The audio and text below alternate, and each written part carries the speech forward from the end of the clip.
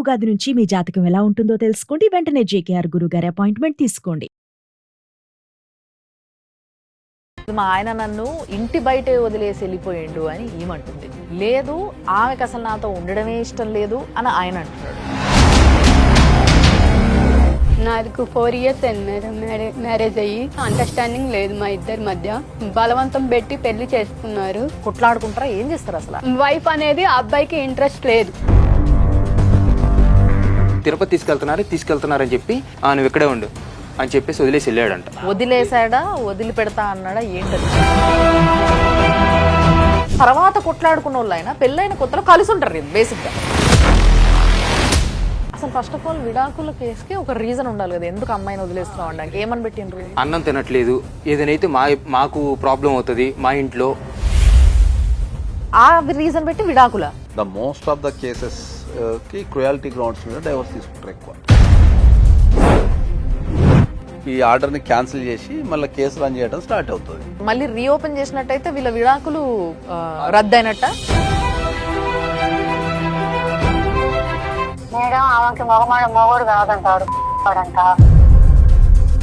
UK ఇట్లా అంటుంది కదా, ఆయన ఇట్లా చేస్తుంది అది చేస్తుంది అక్కడ ఉంటలేదు అంటుంది కదా. ఒకసారి సమరం దగ్గరికి వెళ్ళామండి, ఇక్కడ కాదు అక్కడ కాదు. పచ్చిగా మాట్లాడొద్దు కానీ అనొద్దు కానీ ఎట్లంటే మా ఆయనకు లేదు. ఫస్ట్ నైట్ ఉంటది కదా మేడం, అప్పుడు ఒక్కటే కలిసింది, ఇంకా మళ్ళీ తర్వాత కలవలేదు లేదు మేడం. ఏంటి మరి ఇట్లే ఉంటారా విడాకుల? ఏంటి అసలు? తనతో కలిసి ఉండాలని నాకు కోరుకుంది. సుమన్ టీవీ ప్రేక్షకులకి నమస్తే. లైవ్ జర్నీ కార్యక్రమానికి స్వాగతం. Eco Tejas world class electric bike అతి తక్కువ ధరలోనే.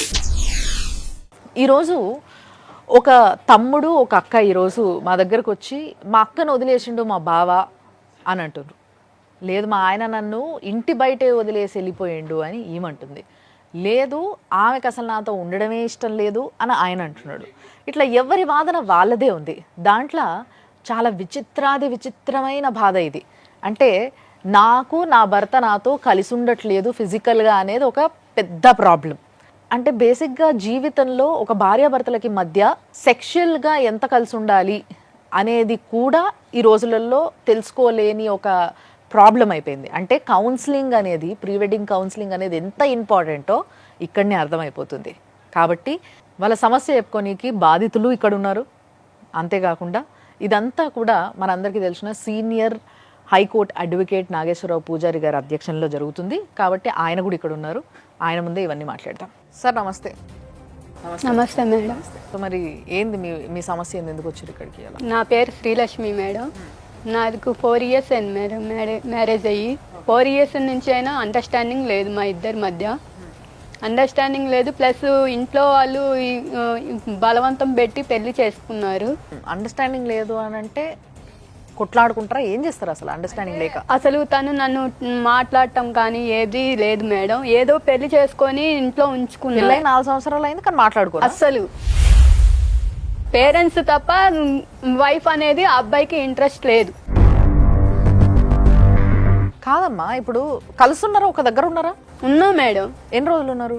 4 years ఉన్నాము. అంటే ఇది 3 years కన్ఫర్మ్ మేడం. 4 year ఇప్పుడు జరుగుతుంది.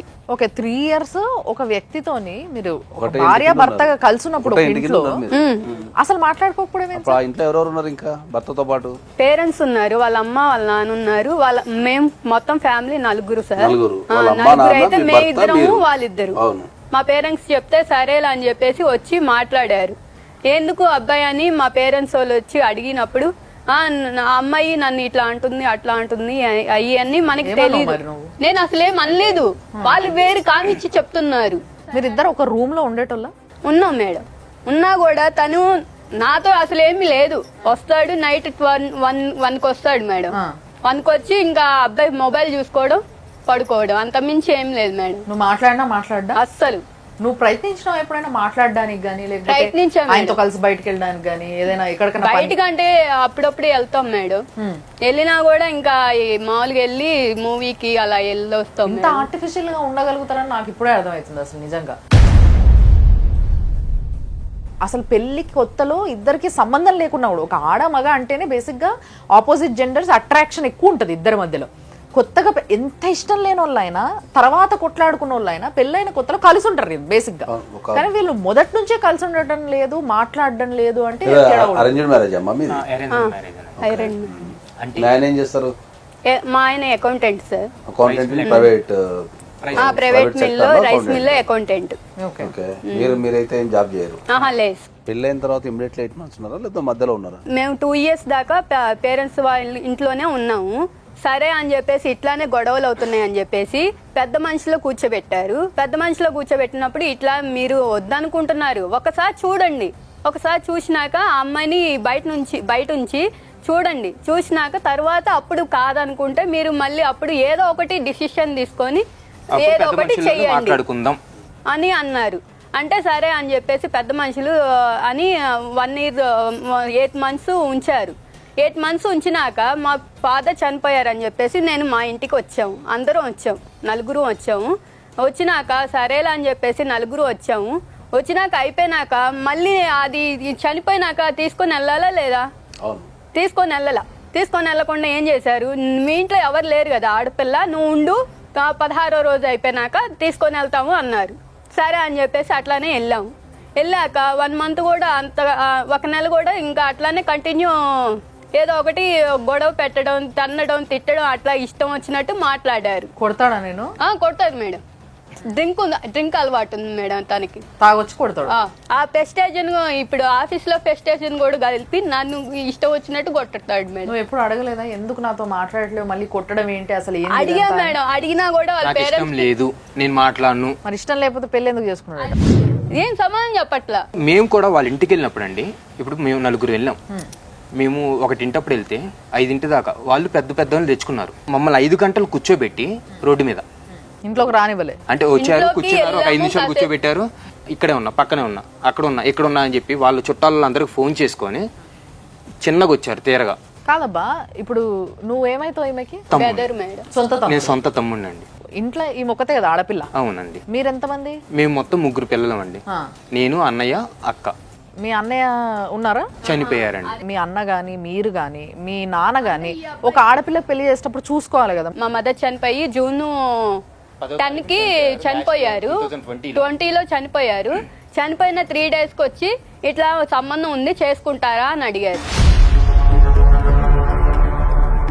ఫాదర్ అన్నారు నాకు తెలీదు, నేను చెయ్యను, మా అబ్బాయి ఉన్నాడు, మా అబ్బాయి చూసుకుంటాడు ఏదైనా. అంటే ఈ అబ్బాయి కాదు, ఇంకో అబ్బాయి, ఆ అబ్బాయి చూసుకుంటాడు, చూసుకొని అన్ని మాట్లాడుకున్నాక చేసుకుంటాము అన్నారు. సరే అని చెప్పేసి ఆ అబ్బాయి ఏం చేశాడంటే, ఇప్పుడు ఆ అబ్బాయి అంతా బాగానే ఉంది, వాళ్ళందరూ సంపాదించే వాళ్ళే కదా, అమ్మాయిని బాగానే చూసుకుంటారా అని ఉద్దేశంతో అబ్బాయి చేశాడు. నువ్వు ఇష్టంగానే చేసుకున్నావా పెళ్లి? ఇష్టంగానే చేసుకున్నాం మేడం. పెళ్లికి ముందు మీ ఇద్దరు మాట్లాడుకున్నారా అమ్మా? మాట్లాడాము సార్, 1 month మాట్లాడాము. అప్పుడు మీ మీద ఇంట్రెస్ట్ చూపించింది బాగానే? అంటే ఫోనే కదా సార్, ఫోన్లోనే 1 month మాట్లాడాడు. ఇంట్రెస్ట్ చూపడం గానీ అంటే బాగానే మాట్లాడాడు. ఆ నెల రోజుల్లో నీకు ఎప్పుడు డౌట్ రాలేదా? వచ్చినాయి మేడం, వచ్చినా కూడా సరేలే మనకి ఇంకెవరు లేరు అన్నారు కదా, మంచిగా చూసుకుంటామనే ఆలోచనతో మనం చేసుకున్నాం. పోనీ పెళ్లి తర్వాత ఇంకెవరితోనన్నా కలిసి ఉండడం, ఆయన ఇంకెవరితోనన్నా రిలేషన్ ఉందా మీ ఆయనకి? ఉన్నాయి. వేరే రిలేషన్ ఉందా? ఉంది. ఇంకో అమ్మాయి ఉంది జీవితంలో? ఉంది. ఎప్పటి నుంచి? పెళ్లికి ముందు నుంచి ఉందా, పెళ్ళప్పుడు స్టార్ట్ అయిందా? ఎప్పుడు? పెళ్లికి ముందు నుంచే ఉంది. పెళ్లికి ముందు నుంచే ఉంది. ఇప్పుడు కూడా అమ్మాయితో మాట్లాడతాడా? తిరుపతి తీసుకెళ్తున్నారు అని చెప్పి మా ఊరు మధ్యలోనే కదా, అక్కడ వదిలేసి నువ్వు ఇక్కడే ఉండు అని చెప్పేసి వదిలేసి వెళ్ళాడంట. రోడ్డు మీద కొట్టేసి వెళ్ళిపోయాడంట. ఏ ఊరు మీది? పిడుగురాలు మేడం. వదిలేసాడా, వదిలి పెడతా అన్నాడా, ఏంటది? వదిలేసి వెళ్ళిపోయాడు మేడం. బయట వదిలిపెట్టి వెళ్ళిపోయాడు, రోడ్డు మీద వదిలేసి వెళ్ళిపోయాడు. మరి నువ్వెట్లా ఆగిపోయావు? మరి నువ్వు వెళ్ళలే? వెళ్తే ఆడ నన్ను నెట్టేసి నేను కారు ఎక్కుతున్నా కూడా నెట్టేసేసి కారు మీద నుంచి ఫోన్ ఇచ్చాడు మేడం. ఇంత విచిత్రంగా ఉన్నాడు మనిషి. ఆ మనిషి ఏంటో అర్థం కావట్లేదు అసలు. వేరే సంబంధం ఉంది అని ఈవిడ అంటున్నారు, కానీ ఈవిడ పైన ఇష్టమే లేదు. నెలకి ముందు అంటే పెళ్లికి నెల ముందు మాత్రం బాగా మాట్లాడిండు, పెళ్లి తర్వాత మాటలు లేవు. పెద్ద మనుషుల సహాయంతో వాళ్ళు 8 నెలలు అది వాళ్ళు విడికాపురం పెట్టమంటే పెట్టారు. అక్కడ కూడా ఏదో నామకే వస్తే వచ్చిపోతాడు. నామకే వస్తే ఏదో రావాలి కదా అని వచ్చి అన్నం చేస్తే తినడంట, టిఫిన్ చేస్తే తినడు, నాకు నచ్చలేదు, నాకు వద్దు, బయట తింటాడా? వాళ్ళ అమ్మ దగ్గరికి వెళ్ళి తింటారు. అట్లా వెళ్ళి బండి మీద వెళ్ళి ఇంకా వాళ్ళ ఇంట్లోనే తింటాం కానీ ఎన్నింటి మీ దాకా అత్తకి నీకు బానే ఉండేదా? లేదు మేడం. కొట్లాడుకునే వాళ్ళ మీరిద్దరు? అంటే కొట్లాడుకోవడం అంటే ఏం లేదు, తిట్టుకోవడం మాత్రం ఉంది. అంటే ఆమె తిట్టడం, నేను తిట్టను. అంటే ఈ పని చేయట్లేదు, నీకు పనికి రాదు, అసలు పనికి మాలని ఇప్పుడు నోరెత్తి నువ్వేం అనలేదా? ఆహా, నేనేమి అనలేదు మేడం. ఆమెనే అయితే నేనేమి అనలేదు మేడం. మీ మామయ్య గారు ఎప్పుడు చెప్పలేదా? ఎప్పుడు పెద్ద ఆయన కదా ఆయన, పెద్ద ఆయన భార్య ఏది చెప్తే మొగుడు అంతేగానా? ప్రతి నిమిషం ఒకరినొకరు ఇట్లా కంటికి రెప్పగా కాసుకోవాల్సింది భార్య భర్తలు ఒకరినొకరు. వాళ్ళిద్దరే కలిసి ఉండేది లేకపోతే, వాళ్ళిద్దరికే ఇష్టం లేకపోతే, ఏదో ఇప్పుడు పేరెంట్స్ అన్నారు కదా అని మీరు మాట్లాడుకోకుండా, మీకు ఒక అండర్స్టాండింగ్ లేకుండా, మీకంటూ ప్రీ వెడ్డింగ్ కౌన్సిలింగ్ లేకుండా, ఇలాంటివి ఏవీ లేకుండా మీరు పెళ్లిళ్ళు చేసుకొని ఈ విధంగా జీవితాలు నాశనం చేసుకుంటే, ఇప్పుడు పాప ఆ పిల్లకి ఏం అర్థం కావట్లేదు. అంటే నా జీవితం ఎందుకు నాశనం అయిందో నాకే అర్థం కావట్లేదు అనే స్టేజ్లో ఉందామా? సో ఇప్పుడు తీసుకెళ్ళాలంటున్నాడా? లేదు మేడం. ఏంటి మరి ఇట్లే ఉంటారా? విడాకుల ఏంటి అసలు? మేడం నాకు అయితే న్యాయం కావాలి మేడం. తనతో కలిసి ఉండాలని నాకు కోరిక. నువ్వు కలిసి ఉండాలనుకుంటున్నావు కానీ ఆయన నేను రానియట్లే మేడం. మరి ఇంటికి వెళ్ళి అడిగినావా నువ్వు ఒకసారి? ఏదో ఎలా పడితే అలా మాట్లాడతారు కదా, అలా మాట్లాడారండి. వాళ్ళ లాయర్ని తీసుకొచ్చారు, అయిపోయినాయి మా ఇంతే మేమింతే అన్నట్టు. అంటే కేసు వేసిండ్రా? ఈ విడాకులు కోసం అని చెప్పేసి కోర్టులో కేసు వేసారంట. ఆయన లాయర్ ఏం చెప్తున్నాడు, అది కోర్టులో కేసు నడుస్తుంది, అప్పటిదాకా మీ ఇంట్లో ఉంచుకోండి. అసలు ఫస్ట్ ఆఫ్ ఆల్ విడాకుల కేసుకి ఒక రీజన్ ఉండాలి కదా, ఎందుకు అమ్మాయిని వదిలేస్తున్నావు అనడానికి. ఏమని పెట్టిండ్రు? అన్నం తినట్లేదు, ఏదైతే మాకు ప్రాబ్లం అవుతుంది మా ఇంట్లో అని మాకు రీజన్ చెప్పిన విషయం. ఆ రీజన్ పెట్టి విడాకుల? ఇప్పుడు ఆ విడాకుల కేసు పెండింగ్ ఉందా, ఏమైంది అది? ఎక్స్పార్టీ కింద మీరు నోటీసులు తీసుకోలేదని చెప్పేసి కోర్టులో క్లోజ్ చేసేసారు. పేపర్ ఉందా ఏమన్నా మీ దగ్గర? ఉందండి. ఆ రీజన్ బలంగా లేకపోతే యాక్సెప్ట్ చేస్తారా సార్? యాక్సెప్ట్ చేయరు కోర్టు ఎప్పుడు కూడా. రీజన్ అనేది చాలా బలంగా ఉండాలా. ద మోస్ట్ ఆఫ్ ద కేసెస్కి క్రుయాలిటీ గ్రౌండ్స్ మీద డైవర్స్ తీసుకుంటారు ఎక్కువ.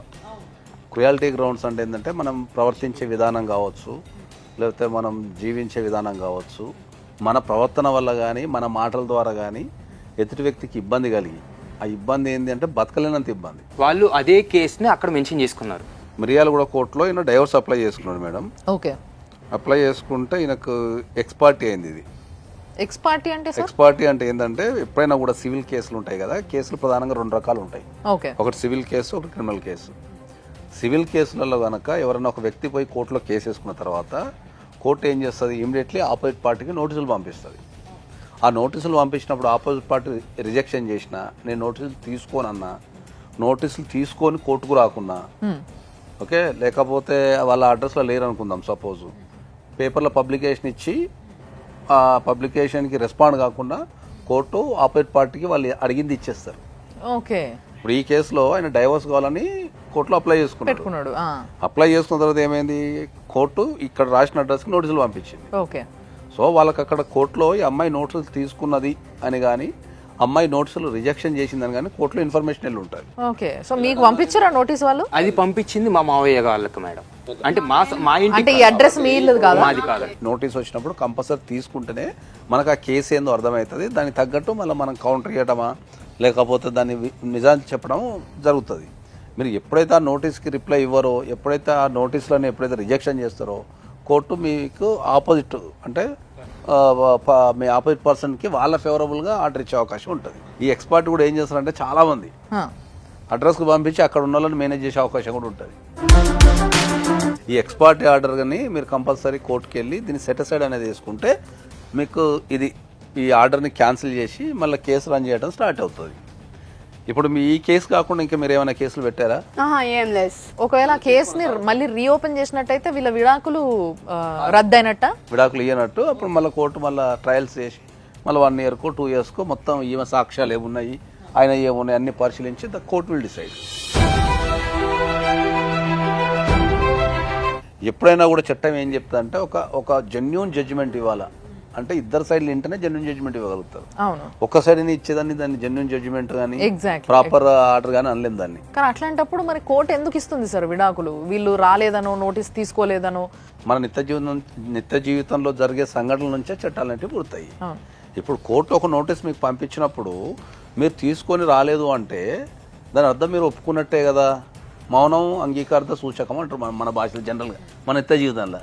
సో ఒక కోర్టు ఏం చెప్పింది, పలాని వ్యక్తి నీ మీద ఒక కేసు వేసాడు, రండి మనం మాట్లాడదాం రండి అని చెప్పి పిలిచింది కోర్టు.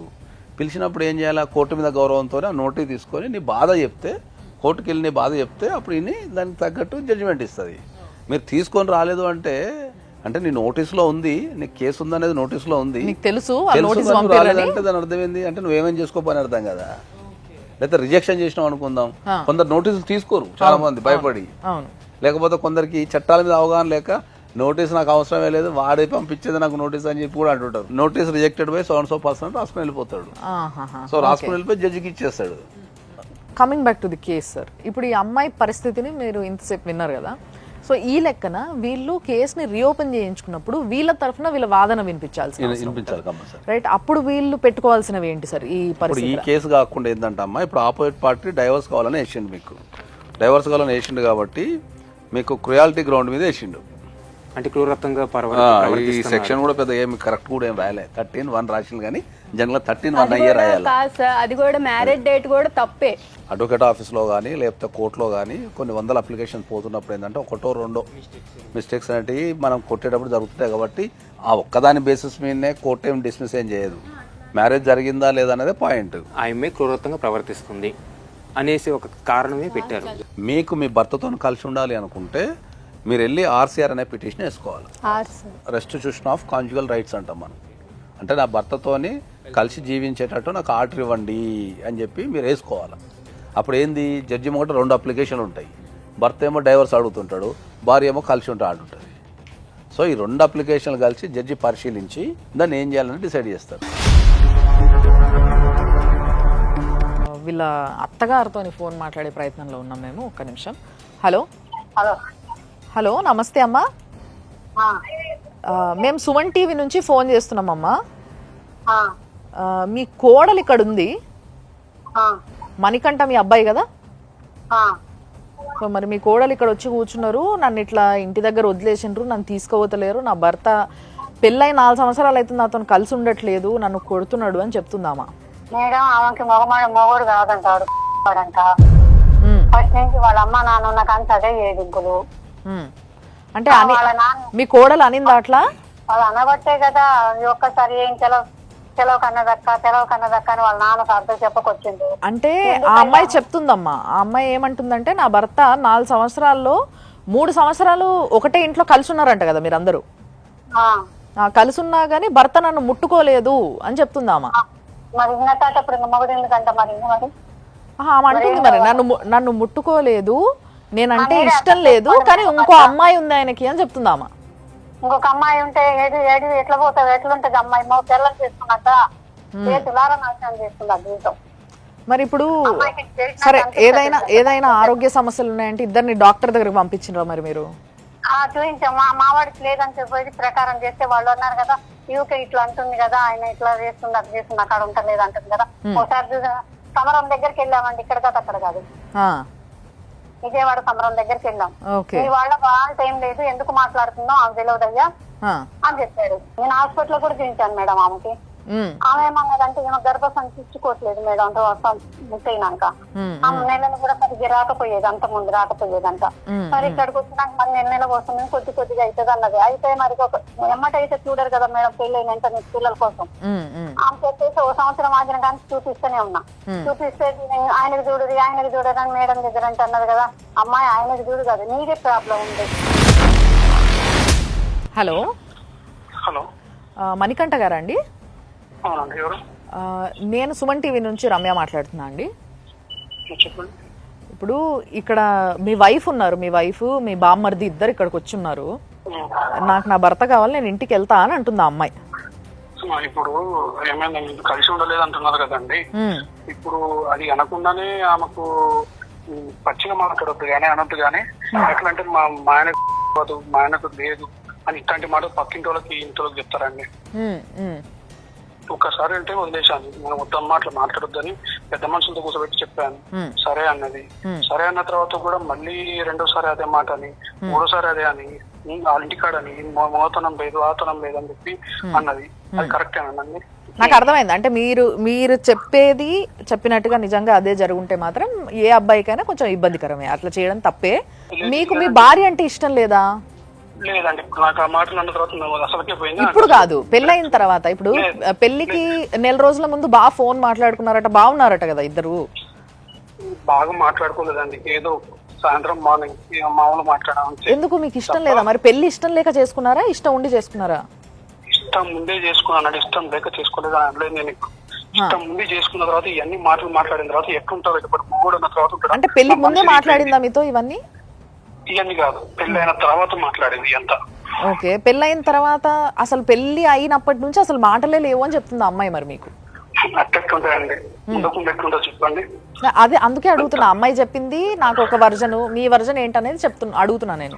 ప్లస్ ఇప్పుడు ఎవరైనా సరే ఎంతసేపు చేశారండి మా అంటే ఒక సరే బయట వచ్చిపోతుంది అంటే బయటికి వచ్చిందా, మంచి వద్దు చెడు వద్దు, ఎంతసేపు ఉన్నా తప్ప ఇంకేమీ లేదా. ఒక్క నిమిషం, ఏంటంటే అమ్మాయి చెప్తున్నది వాళ్ళ ఇంటి దగ్గర ఎవరు లేకున్నా కూడా బయటే వదిలేసి వెళ్ళిపోయినారంట. ఎందుకు అంత కక్ష ఎందుకు మరి? చెప్పేదేనండి, ఇవన్నీ మాటలు పడితే ఏడపడతారండి, నాకు అర్థం కాదు.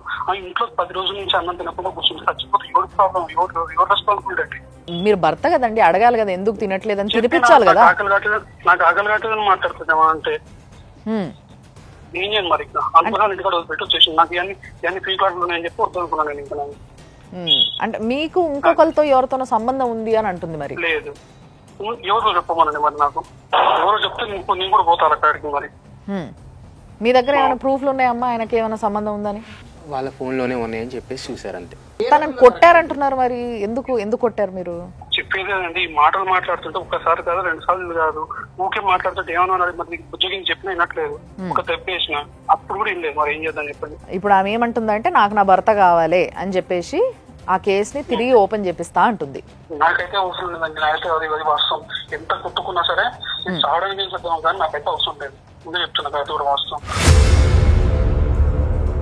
4 రోజుల కింద ఫోన్ చేసి 50 లక్షలు ఇస్తే నేను వదిలేస్తా అని మాట్లాడిందా లేదా అడగండి. రికార్డింగ్ ఉందా అండి ఏమైనా మీ దగ్గర? రికార్డింగ్ ఐఫోన్ అంటే నాది రికార్డింగ్ లేదు. సో ఇప్పుడు మీ ఆయనకు 2 రోజుల కింద ఫోన్ చేసినావా, నిజమేనా ఇది?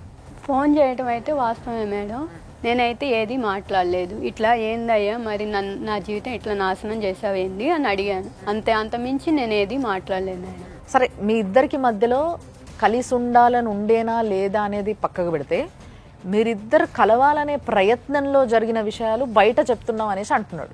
బయట చెప్పలేదు మేడం, మా పేరెంట్స్కే ఒక్కరికే చెప్పాను. దానికన్నా ముందు మీరిద్దరు డిస్కస్ చేసుకున్నారు. అయ్యా మరి ఇట్లా ఉంది, మరి ఇంకొంచెం ట్రై చెయ్యి అని అడిగాం. అడిగితే నాకు అవసరం లేదు, నేను చెయ్యను, నాది ఇంతే అని మాట్లాడాడు. సరే అని చెప్పేసి సరే ఇట్లానే అంటున్నాడు కదా అని వాళ్ళ పేరెంట్స్కి చెప్పాను, వాళ్ళ మదర్కే చెప్పా. ఇట్లా అంటున్నాడండి, ఇట్లా అంటున్నాడు అత్తయ్య, మరి ఏం చేయాలి అని. సరే అని చెప్పేసి సరే అని అట్లానే ఆగిపోయా, 1 year దాకా ఆగిపోయా. ఫస్ట్ నైట్ ఉంటుంది కదా మేడం, అప్పుడు ఒక్కటే కలిసింది, ఇంకా మళ్ళీ తర్వాత కలవలేదు మేడం. సో అసలు మీ ఇద్దరికి అసలు ఫీలింగ్సే లేవు మేడం, ఆ అబ్బాయికి అంటూ లేదు, నాకున్నాయి. సో సార్, బేసిక్గా మీరు మొత్తం విన్నారు, అంతా మన ముందే జరిగింది. సో వాళ్ళిద్దరు తల్లి కొడుకులు కూడా మాట్లాడినరు మనతోని. సో ఇద్దరికి ఒకరిపైన ఒకరికి అట్రాక్షన్ లేదు బేసిక్గా. ఈ విషయం క్లియర్గా అర్థమవుతుంది. ఈమెకి ఇష్టం ఉన్నా ఆయన రావట్లే అని ఏమంటుంది. ఇదే మెయిన్ సమస్యగా కనిపిస్తుంది తప్పితే వేరే ఏ సమస్య కనబడతలేదు వీళ్ళ రిలేషన్లో. సో ఇలాంటి సమస్యను మరి ఏం చేయాలంటారు? అసలు దీన్ని ఎట్లా తీసుకోవాలి? కౌన్సిలింగే కంపల్సరీ. వీళ్ళు కలవకపోవడం అనేది ఒరిజినల్ సమస్య. అవును, ఆ ఒరిజినల్ సమస్య నుంచే మిగతా అన్నీ ఉత్పన్నమైపోయి వీళ్ళిద్దరి మధ్యలో ఈ అపోహలకు కానీ వాటికి కానీ దారితీసింది ఇది. సో వీళ్ళు ఒకవేళ కనుక కలిసి ఉండాలి అనుకుంటే మాత్రం డెఫినెట్లీ ఈ కౌన్సిలింగ్ ద్వారా అయితే వీళ్ళని 100% మార్చగలిగే అవకాశం ఉంది. ఆయనకు డైవర్స్ వచ్చినాయి కాబట్టి, ఎక్స్పార్టీ డైవర్స్ వచ్చినాయి కాబట్టి ఆయన స్ట్రాంగ్గా నేను కంపల్సరీ కోర్టుకి వెళ్తాన్నాడు కాబట్టి వెళ్ళిండు కాబట్టి రాకపోవచ్చు. ఏం కన్సిడర్ చేస్తారు? అసలు ఏమీ లేవు ఇద్దరి మధ్యలో, రిలేషన్ ఎత్తైతే లేదు అసలు. ఒకదానికి వీళ్ళు చెప్తున్న దానికి ప్రూఫ్ లేదు, వాళ్ళు అంటున్న దానికి ఇది లేదు. సో ఇప్పుడు ఈ అమ్మాయి కనుక కలిసి ఉంటా అంటే మాత్రం మనం డెఫినెట్లీ ఆర్సీఆర్, ఇంతకుముందు మనం చెప్పినట్టు ఆర్సీఆర్ పిటిషన్ వేసుకుంటే అక్కడ జడ్జి గారు కౌన్సిలింగ్ చేస్తారు. ఓకే, అప్పుడు తప్పకుండా రావాల్సిందే అబ్బాయి కూడా. డెఫినెట్లీ రావాలి. ఓకే, ఇప్పుడు ఇది రీఓపెన్ అయిన తర్వాత దీంట్లో కూడా కౌన్సిలింగ్ అడగచ్చు, దీంట్లో కూడా కౌన్సిలింగ్ అడగచ్చు, దాంట్లో కూడా కౌన్సిలింగ్ అడగచ్చు. ఓకే. ఫ్యామిలీ కేసులలో ఎప్పుడైనా ఏంటంటే ఎవరైనా డైవోర్స్ చేసినప్పుడు అది ఫస్ట్ కౌన్సిలింగ్ కానీ మీడియేషన్ కానీ పంపిస్తారు. అక్కడ సమస్యను ఐడెంటిఫై చేస్తారు. ఎగ్జాక్ట్లీ ఈమె వర్షన్ వింటారు, వాళ్ళ వర్షన్ వింటారు. విన్న తర్వాత ఇప్పుడు మనం ఏదైతే చేస్తున్నామో సేమ్ అక్కడ కూడా అంతే. వీళ్ళకి ఎగ్జాక్ట్లీ ఏముంది, ప్రాబ్లం ఏముందని ఐడెంటిఫై చేసి వాళ్ళని కలపడానికి కానీ లేదా ఒకవేళ కలిసి ఉండలేము అనుకుంటే వాళ్ళని డైవర్స్ వైపు కానీ తీసుకెళ్తారు. ఇద్దరి మధ్యలో కొట్లాటలు లేవు, ఒక కౌన్సిలింగ్ తో సెట్ అవుతుందని అనుకుందాం. సెట్ అయితే మంచిదే, అవ్వకపోతే ఈమె పరిస్థితి ఏంటి మరి? ఆమెకి ఎవరున్నా లేకపోయినా ఆమెకు చట్టం అయితే అండగా ఉంది కదా. చట్టం అయితే ఎప్పుడు ఆమె తరపున నిలబడుతుంది తప్పకుండా. ఇప్పుడు అదే చెప్తున్నాం మనం. ఆమె గనక కలిసి ఉండాలి అనుకుంటే ఆమె ఇప్పుడు చేయాల్సింది ఆర్సీఆర్ అనే పిటిషన్ వేసుకోవచ్చు. లేదు అనుకుంటే వెళ్ళి అత్తగారింట్లో కూడా ఉండొచ్చు. ఆమె డైరెక్ట్ వెళ్ళిపోయి ఉండొచ్చు అని మీరు చెప్తున్నారు సార్. ఇంట్లోకి కూడా రాని అట్లా చుట్టుపట్టి ఈడ్చి కొడుతున్నారు సార్. మీరు డొమెస్టిక్ వైలెన్స్ కింద మీరు కేసు వేసుకోవచ్చు. రెసిడెన్స్ ఆర్డర్ అని ఉంటుంది. డొమెస్టిక్ వైలెన్స్ అనేది వేరు, డౌరీ హరాస్మెంట్ కేసు వేరు. డొమెస్టిక్ వైలెన్స్ అనేది ఒక సివిల్ కేసు. అది కోర్టులో వేసుకుంటాం మనం, లేదా ప్రొటెక్షన్ ఆఫీస్ దగ్గర వేసుకుంటాం. ఓకే. ఈ హరాస్మెంట్ అనేది భార్యని హరాస్మెంట్ చేయటం అని కానీ లేకపోతే డౌరీ డిమాండ్ చేయటం కానీ ఇది క్రిమినల్ కేసు. ఇది పోలీస్ స్టేషన్లో వేసుకుంటాం. ఈ రెండు డిఫరెంట్. చాలా మంది ఏంటంటే ఈ రెండు ఒకటే అనుకుంటుంటారు. డిపి యాక్ట్ అంటారు.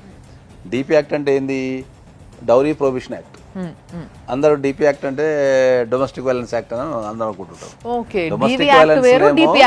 డొమెస్టిక్ వైలెన్స్ ఏమో మనకు ఆడపిల్లలకి ఏమైనా ఇబ్బంది కలిగినప్పుడు దాంట్లో చాలా దగ్గర నాకు తెలిసి ఒక 20 to 25 రిలీఫ్స్ ఉన్నాయి దాంట్లో. ఇప్పుడు ఈమె వర్కింగ్ ఉమెన్ కాదు కాబట్టి మెయింటెనెన్స్ వేసుకోవచ్చు. ఓకే. ఒకవేళ ఏమో ఆ వ్యక్తిని పెళ్లి చేసుకోవడం ద్వారా ఆమె జీవితాన్ని కోల్పోయింది అనుకుంటే కాంపెన్సేషన్ వేసుకోవచ్చు, అలిమనీ కూడా వేసుకోవచ్చు. 498 కేసు వేసాం సార్ ఫస్ట్ లోనే. అంటే ఈ కేసు రాకముందు వేసాము. వాళ్ళు ఏంటంటే డబ్బు చూస్తున్నారు కానీ మనిషిని వాల్యూ అనేది చూడట్లేదు. ఏంటంటే లేదమ్మా వాళ్ళు ఏది అంటున్నారు అదంటున్నారు, మేనేజ్ చేసేసి డబ్బులతో వెళ్ళిపోతున్నారు. వాళ్ళకెళ్ళి సపోర్ట్ వస్తుంది కానీ మాకెళ్ళి సపోర్ట్ అంటే ఎవరు లేరు. ఇప్పుడు ఎప్పుడైనా సరే ఒక ఆడపిల్ల వెళ్ళి ఒక పోలీస్ స్టేషన్లో కేసు పెట్టినప్పుడు ఏంటంటే జనరల్గా ఆడపిల్ల సైడ్ నిలబడతారు పోలీసు వాళ్ళంతా. ఓకే. ఒక్కసారి నువ్వు అప్లికేషన్ ఇచ్చిన తర్వాత డెఫినెట్లీ వాళ్ళని పిలవాల్సిందే. పిలిచిన తర్వాత అక్కడ కూడా కౌన్సిలింగ్ చేస్తారు. ఫ్యామిలీ ఇష్యూ కాబట్టి జనరల్గా ప్రతి ఫ్యామిలీ ఇష్యూలో ప్రతి దగ్గర కౌన్సిలింగ్ ఎందుకు చేస్తారు అంటే ఏంటంటే వాళ్ళకి ఏమన్నా ఆవేశం కానీ లేకపోతే అర్థం చేసుకునే తత్వం కానీ ఒక రెండు డిఫరెంట్ వ్యక్తులు కలిసినప్పుడు ఏంటంటే వాళ్ళిద్దరు కలిసి సాగడానికి కొంచెం టైం పడుతుంది. ఆ టైం పట్టే క్రమంలో అపార్థాలు ఇట్లా చేసుకొని విడిపోతారేమో అని చెప్పేసి ప్రతి దగ్గర కౌన్సిలింగ్ అనే సెషన్ పెడతారు. 498 కంప్లైంట్ ఇచ్చినప్పుడు ఏంటంటే వాళ్ళని కూడా పిలిచి కౌన్సిలింగ్ ఇస్తారు. కౌన్సిలింగ్ ఇచ్చిన తర్వాత మళ్ళీ అక్కడ కూడా సేమ్ ప్రాసెస్. కౌన్సిలింగ్ ఇచ్చిన తర్వాత కలిసి ఉంటా అంటే మళ్ళీ టర్మ్స్ అండ్ కండిషన్స్ రాసి నువ్వు ఇచ్చిన పిటిషన్ని క్లోజ్ చేస్తారు. అక్కడ కలిసి ఉండలేని పరిస్థితి ఉన్నప్పుడు ఏంటంటే డెఫినెట్లీ నిన్ను అడిగి నీ పర్మిషన్ తీసుకొని ఖచ్చితంగా వాళ్ళు 100% ఎఫ్ఐఆర్ చేయాల్సిందే. ఇప్పుడు ఎవరైతే మాట్లాడారో మీతో, అవును, వాళ్ళతో కూడా వ్యతిరేకంగా మాట్లాడి వెళ్ళిపోయారు. ఆ పెద్ద మనుషులతో కూడా వ్యతిరేకంగా. అవును, మాకు అవసరం వాళ్ళు స్ట్రాంగ్ గా ఫిక్స్ అయిపోయింది అంటే ఇర్రెస్పెక్టివ్ ఆఫ్ ద సిచ్యువేషన్ నేను అమ్మాయిని తీసుకెళ్ళి ఉండలేను అనేది వాళ్ళు చాలా స్ట్రాంగ్ గా ఫిక్స్ అయిపోయారు. ఇంతకుముందు మీరు అన్నట్టు పోలీస్ స్టేషన్లో కనుక కేసు తీసుకోకపోతే మీరు ఆయన పై అధికారి, ఇప్పుడు ఒక పోలీస్ స్టేషన్లో తీసుకోలేదు, ఒక ఎస్ఐ స్థాయిలో సిఐ స్థాయిలో తీసుకోకపోతే వాళ్ళ పై అధికారికి కంప్లైంట్ ఇవ్వచ్చు. ఇది కూడా కాకపోతే మీరు డైరెక్ట్ కోర్టుకి వెళ్తే కోర్టు డైరెక్ట్ ఎఫ్ఐఆర్ చేసేస్తారు, కోర్టు చేస్తారు. డిఎస్పీకి వెళ్ళి 498 కేసు ఓపెన్ చేపిద్దామంటే మేము స్పందనలు వేసినప్పుడు వాళ్ళు ఒకటే అన్నారు, ఆల్రెడీ విడాకులు వచ్చిన తర్వాత నువ్వు 498 కేసు వేసేది ఏంటి, ఎక్కడుంది ఈ చట్ట ప్రకారం అని చెప్పేసి మమ్మల్ని బెదిరించారు. మీరు ఎప్పుడైతే మీరు పోలీస్ స్టేషన్కి వెళ్ళి కంప్లైంట్ ఇచ్చినప్పుడు వాళ్ళు డాక్యుమెంట్ చూపిస్తున్నట్టుంది, నాకు డైవర్స్ అయిపోయింది అని చెప్పి డాక్యుమెంట్ చూపిస్తున్నట్టుంది. ఇది పూర్తి డైవర్స్ కాదు, ఇది ఎక్స్పార్టీ డైవర్స్ అంటారు దీన్ని. ఇది మనకు అందరికి అర్థమయ్యే భాషలో, అంటే టెక్నికల్గా కాకుండా ప్రతి సామాన్య వ్యక్తికి అర్థమయ్యే భాషలో అంటే హాఫ్ డైవర్స్ అన్నట్టు, అంటే సగమే. మళ్ళీ దీన్ని రీఓపెన్ చేస్తే ఇది మళ్ళీ ఈ కాగితం పనికిరాంది అయిపోతుంది. కాబట్టి రీఓపెన్ చేసే ఛాన్సెసే ఎక్కువ ఉంటాయి, ఎందుకంటే పెద్ద డిలే కూడా ఏం లేదు. ఇది వచ్చేసి 28 జూన్ 2024లో వచ్చింది కాబట్టి మీకు 2024లో వచ్చింది కాబట్టి మాక్సిమం ఇది మీకు రీఓపెన్ అయ్యే అవకాశమే ఉంటుంది కేసు. ఇంకా మన సైడ్ నుంచి ఎలాంటి అంటే ఇంతకుముందు చెప్పినట్టు అన్ని ఇప్పుడు మీరు ఆర్సీఆర్ వేసుకోవచ్చు, ఆ ఇంట్లో ఉండాలంటే రెసిడెన్స్ ఆర్డర్ అడగచ్చు, ఆ ఇంట్లో ఉండాలని లేదు నాకు నేను సొంతంగా ఉంటా అంటే మీరు రెంట్ అడగచ్చు, రెంట్ అడగచ్చు, మీరు మెయింటెనెన్స్ అడగచ్చు, తర్వాత మీకు కాంపెన్సేషన్ లాస్ ఆఫ్ కాంపెన్సేషన్ అడగచ్చు. ఇంకా మీకు ఇప్పుడు ఈ మొత్తం సినారీలో ఏంటంటే ఇప్పుడు ఈ డాక్టర్ సమరం దగ్గరికి తీసుకెళ్ళినప్పుడు మిమ్మల్ని తీసుకెళ్లారా వాళ్ళే చేయించుకున్నారా? వాళ్ళే చేయించుకున్నారు. వాళ్ళ వాళ్ళే అంటే చేయించుకున్నారు. అబ్బాయి వాళ్ళ అమ్మ వెళ్ళి చూపించుకున్నా, అది కూడా మాకు చెప్పలా. చెప్పలేదు. ఆహా, నేను ఇంట్లోనే ఉన్నప్పుడు అవును. ఇంట్లోనే ఉంటే ఎక్కడికి వెళ్తున్నారు అత్తయ్య అని ఒక మా చోటకి వెళ్ళినప్పుడు హస్బెండ్ని అడిగాను, manufacturing అంత అత్తయ్యని అడిగాను. ఆయనకు ఆరోగ్యపరమైన సమస్యలు ఏదైతే లైంగికంగా ఆరోగ్యపరమైన సమస్యలు ఉన్నాయని మీరు ఫీల్ అయితే, ఇది నేను అందరికి చెప్తున్నా ఏంటంటే, మీతో పాటు అందరికి చెప్పేది ఏంటంటే, మీరు కోర్టులోకి వెళ్ళి దానికి సంబంధించి టెస్ట్ చేయండి అని చెప్పి కూడా పిటిషన్ వేసుకోవచ్చు. ఓకే, కోర్టు బాగా ఎక్స్పర్ట్ ఉన్న డాక్టర్స్ దగ్గరికి వాళ్ళని పంపించి కోర్టు రిపోర్ట్ తెప్పించుకుంటుంది. ఓకే, ఆ అవకాశం కూడా ఉంటుంది. ఒకవేళ ఆయన లైంగికంగా యాక్టివ్ లేడు, పార్టిసిపేషన్ లేదు అంటే మీరు అక్కడి నుంచి కూడా రిపోర్ట్ తెప్పించుకోవచ్చు. ఒకవేళ ఆ రిపోర్ట్లో కనుక గవర్నమెంట్ నుంచి వచ్చిన రిపోర్ట్లో కనుక ఆయన లైంగికంగా స్ట్రాంగ్గా లేడు అని కనుక వస్తే మీరు డెఫినెట్లీ మీరు 100% మీరు కాంపన్సేషన్కి హ్యూజ్ కాంపన్సేషన్ అంటే పెద్ద మొత్తంలో మీరు కాంపన్సేషన్ వచ్చే అవకాశం ఉంటుంది. ఇప్పుడు వరకు సార్ మీకు చెప్పాల్సినవి అన్ని చెప్పినారు. సో మీకు లీగల్గా మీకు ఒక క్లారిటీ వచ్చింది, రైట్? వచ్చిందా? ఇంకేమైనా డౌట్ ఉందా? లీగల్గా అయితే ఎలాంటి అంటే ఇప్పుడు ఆర్సీఆర్ ఒకటి వాళ్ళు ఏమన్నా కాంప్రమైజ్కి వచ్చి జనరల్గా కాంప్రమైజ్ చేసుకొని కలిసి ఉండటానికో విడిపోవడానికో అంటే అది మీకు పిల్లలు లేరు కాబట్టి మీరు డిసిషన్ తీసుకోవచ్చు. ఇంకొక సలహా ఏంటంటే, పెళ్ళైన తర్వాత ఇట్లాంటి డిస్ప్యూట్స్ ఉన్నప్పుడు కలిసే ప్రోగ్రాం పెట్టుకోకండి. ఏదన్నా కారణం వల్ల ఇట్లా సగం డిస్ప్యూట్స్ ఉన్నప్పుడు ప్రెగ్నెన్సీ అయితే కనుక చాలా ప్రాబ్లం అవుతుంది. మాకు లీగల్గా ప్రాబ్లం అవుతుంది. పుట్టిన పిల్లలు తండ్రి లేక తల్లి లేక వాళ్ళు కోర్టు చుట్టూ పుట్టినప్పుడు తిరగాలి. పిల్లల బతుకు అన్యాయం అయిపోతుంది వీళ్ళ వల్ల. పెళ్ళైన తర్వాత ఒక 1-2 years వెయిట్ చేసి ఇద్దరికి జీవితాంతం కలిసి ఉండగలుగుతాం అంటేనే పిల్లల్ని కనాలి. ఒకటే ఏంటంటే, ఇప్పుడు వరకు మీరు ఏం కొట్లాడుకున్నారు, ఏమైంది, ఇదంతా పక్కకు పెట్టి నువ్వెంత కొట్టుకొని ఇక్కడ దాకా తీసుకెళ్ళకండి. ఉన్నది ఉన్నట్టుగా అట్లే ఉంచి కరెక్ట్ ఒక ప్లేస్లో ఉంది, దాన్ని మీరు ముందుకు తీసుకెళ్ళండి లీగల్గా మాత్రమే. అర్థమైందా? ఈ విధంగా తీసుకెళ్ళి కొంచెం ప్రశాంతంగా ఉండండి. లీగల్గా మీరు కరెక్ట్గా వెళ్తే మాత్రం కంపల్సరీ మీకు న్యాయం జరుగుతుంది. మీకు ఒకవేళ లీగల్గా ఏమైనా ప్రాబ్లం ఎదురైంది, మీకు అర్థం కాలేదంటే నాకు ఫోన్ చేయండి. నేను I will guide you as expert advocate. I will guide you. Okay, done. అర్థమైంది కదా? Thank you madam. Thank you so much sir. Thank you అమ్మా. Thank you madam. చూసారు కదా, చాలా విచిత్రమైన బాధ ఇది. సో ఇలాంటి ఒక విచిత్రమైన బాధ వచ్చినాక మాకు కూడా ఏం చేయాలనో అర్థం కాలేదు. బట్ కంప్లీట్లీ అడ్వకేట్ అడ్వైస్తోని వాళ్ళకు ఒక సొల్యూషన్ దొరికింది. దాన్ని తగ్గట్టుగా కరెక్ట్గా పాటిస్తే వాళ్ళతో పాటు ఇలాంటి ప్రాబ్లమ్స్లో ఉన్న వాళ్ళు ఎంతోమంది చెప్పుకోలేక ఇంట్లోంచి బయటికి రాలేక ఇట్లా లోపల గింజుకుంటున్న వాళ్ళకు కూడా ఆన్సర్ దొరికిందని అనుకుంటున్నాం. లీగల్గా భారతదేశం మొత్తం కూడా స్ట్రాంగ్ అవ్వాలి, అదే మా యొక్క ప్రయత్నం. కాబట్టి మీ అందరికీ సమాధానం దొరికిందని అనుకుంటూ చూస్తూనే ఉండండి సుమన్ టీవీ లైవ్ జర్నీ.